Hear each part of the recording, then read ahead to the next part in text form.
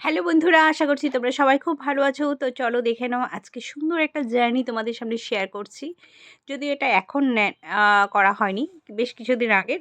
তো ভাবলাম তোমাদের সামনে একটু শেয়ার করি। তো চলো দেখে নাও, এটা একটা মায়ের মন্দির, কঙ্কালীতলা মায়ের মন্দির, শান্তিনিকেতনে। খুব সুন্দর, আমরা এখানে পুজো দিয়েছিলাম। তো সেটাই কিছুটা তোমাদের সামনে শেয়ার করছি। কে কে এরকম শুভ নববর্ষের দিনে পুজো দিতে ভালোবাসা। আমরা যদিও এটা শুভ নববর্ষের দিনে যাইনি, আমরা এটা বেশ কিছুদিন আগেই মানে গেছিলাম। তো দেখো এখানে মা আমার একটু ভিডিও করে নিচ্ছে। তো আমি মাকে দেখছি। তো মা আমাকে এদিকে একটু ভিডিও করে দিচ্ছে। তো দেখে নাও, ভীষণ ভালো একটা সময় এখানে আমরা কাটিয়েছি। খুব ভালো লাগছিল। আমার শরীরটা একটু খারাপ ছিল। সে সময় শরীরটা একটু পেটের প্রবলেম, যাই হোক কিছু একটা এরকম সমস্যা হয়েছিল। তো যাই হোক মানে হ্যাঁ, কেন হয়েছিল বুঝতে পারলাম না। কিন্তু হঠাৎই এটা মানে প্রবলেম হয়ে গেছিল।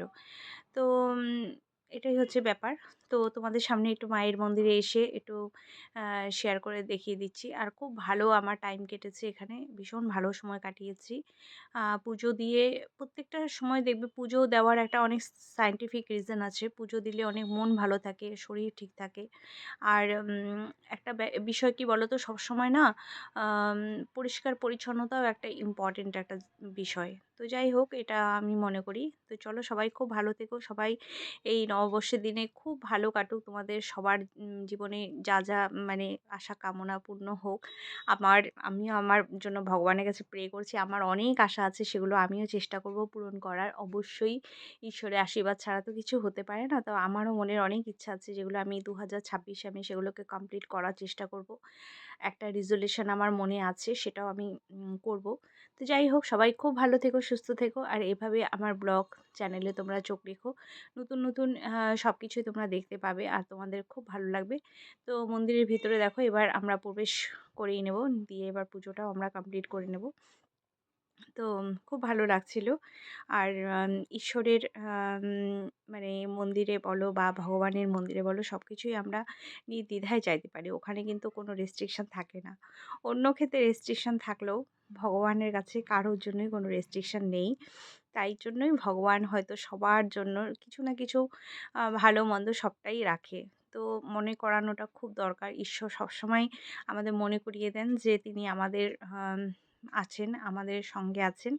আর আমরা সেজন্যই হয়তো এতটা ভালো আছি। ভগবান আছেন বলেই কিন্তু আমরা কিন্তু এখনও সুন্দরভাবে কিন্তু পৃথিবীতে রয়েছি, তাই না?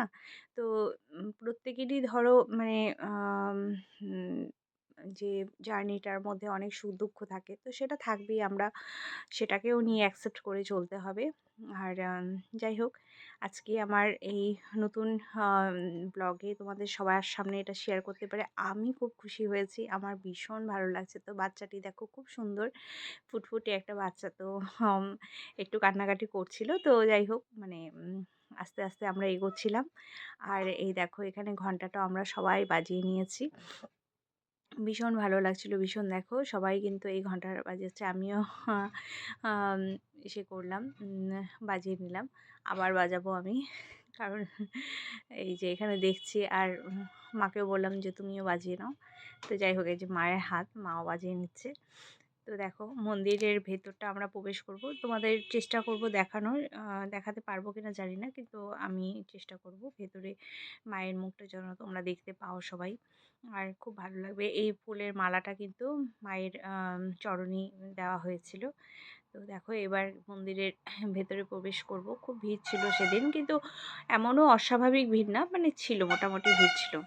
তো এটাই দেখার। আর হচ্ছে এগোচ্ছি আস্তে আস্তে।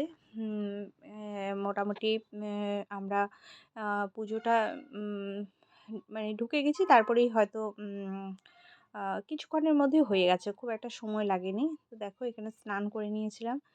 আর এই যে আমার পেছন দিকটাই তোমরা দেখো। আর কিছু বলার নেই।